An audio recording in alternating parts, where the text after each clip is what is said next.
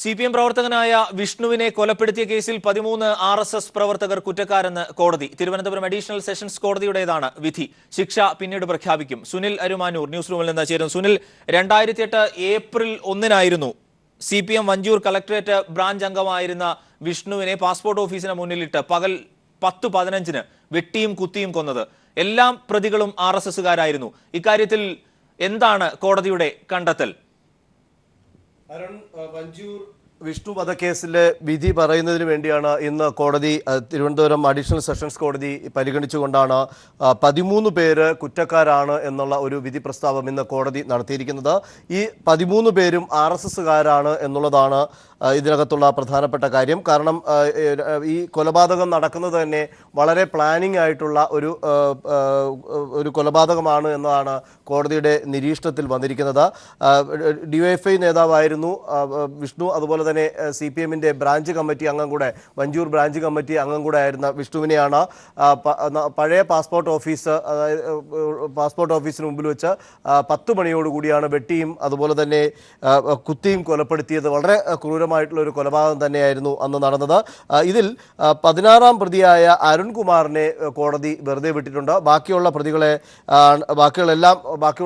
പ്രതികളെല്ലാം തന്നെ 13 പേരും കുറ്റക്കാരാണ് എന്നാണ് കോടതിയുടെ നിരീക്ഷണം. നാളെയാണ് ഈ ഇവരുടെ വിധി പ്രസ്താവിക്കുന്നത്.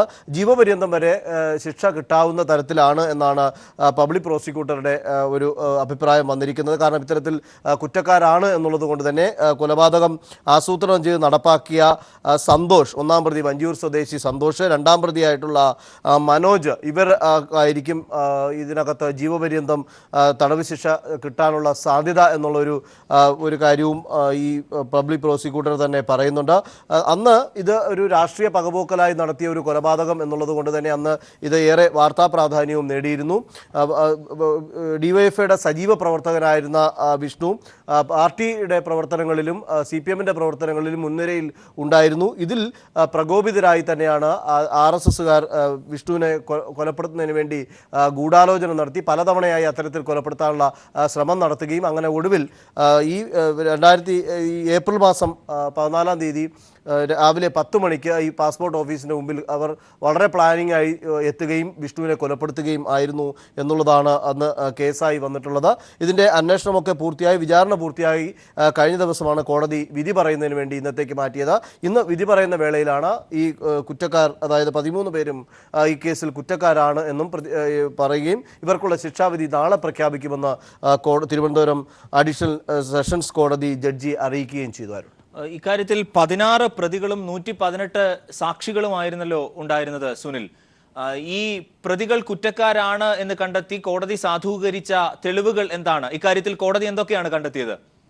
അരുൺ, ഇതിനകത്ത് പ്രധാനമായും സാക്ഷിമൊഴി തന്നെയാണ് പ്രധാനമായും ഈ കുറ്റക്കാര് ഇവരുടെ കുറ്റം സമ്മതിക്കേണ്ട തരത്തിലേക്ക് കാര്യങ്ങൾ എത്തിയിരുന്നത്. വിചാരണ വേളയിൽ ഈ സാക്ഷികളെല്ലാം തന്നെ കൃത്യമായി കാര്യങ്ങൾ അവതരിപ്പിച്ചത് തന്നെയാണ് ഇത്തരത്തിൽ ഈ 13 പേരും കുറ്റക്കാരാണ് എന്ന് കോടതി നിരീക്ഷണത്തിൽ എത്തിയിട്ടുള്ളത്. ആ സമയത്ത് അവിടെ വന്ന് ചേർന്ന വ്യക്തി എന്നുള്ള നിലയിൽ ഇതുമായി പങ്കില്ല എന്ന് കണ്ടിട്ടാണ് 16ാം പ്രതിയായ അരുൺകുമാറിനെ കോടതി വെറുതെ വിട്ടിരിക്കുന്നത്. മറ്റുള്ളവരെല്ലാം തന്നെ ഈ കൃത്യം പ്ലാൻ ചെയ്ത് നടപ്പാക്കിയ ബന്ധപ്പെട്ട്, കാരണം അന്ന് കൊലപാതകം നടത്തുകയും അവിടെ നിന്ന് ഓടിപ്പോവുകയും ചെയ്തിരുന്നു. അന്ന് ഈ പാസ്പോർട്ട് ഓഫീസിന് മുമ്പിൽ അവിടെ ഉണ്ടായിരുന്ന കൈതമുക്കൽ പാസ്പോർട്ട് ഓഫീസിന് മുമ്പിൽ ഉണ്ടായിരുന്ന ആളുകൾ, അതിൽ സാക്ഷികളായി വന്ന 2 പേരാണ് കൃത്യമായി ഇവരുടെ മുഖം ഐഡൻറ്റിഫൈ ചെയ്യുകയും ഇവരുടെ അന്ന് അറസ്റ്റ് ചെയ്യുകയും അതിനനുസരിച്ചുള്ള ചോദ്യം ചെയ്യലിലാണ് കൂടുതൽ കാര്യങ്ങൾ വ്യക്തമാവുകയും ചെയ്തിട്ടുള്ളത് എന്നുള്ളതാണ്. അതിൻ്റെ അടിസ്ഥാനത്തിലാണ് കോടതി ഇത്തരത്തിലൊരു നിരീക്ഷണത്തിൽ എത്തിച്ചേർന്നത്. അതുപോലെ തന്നെ അന്ന് അവർ അവിടുന്ന് അവരുടെ ഈ കൊലപാതകം നടത്തി പോകുമ്പോൾ അവിടെ ആയുധം ഉപേക്ഷിച്ചു പോകുന്ന ഒരു സാഹചര്യമുണ്ടായി.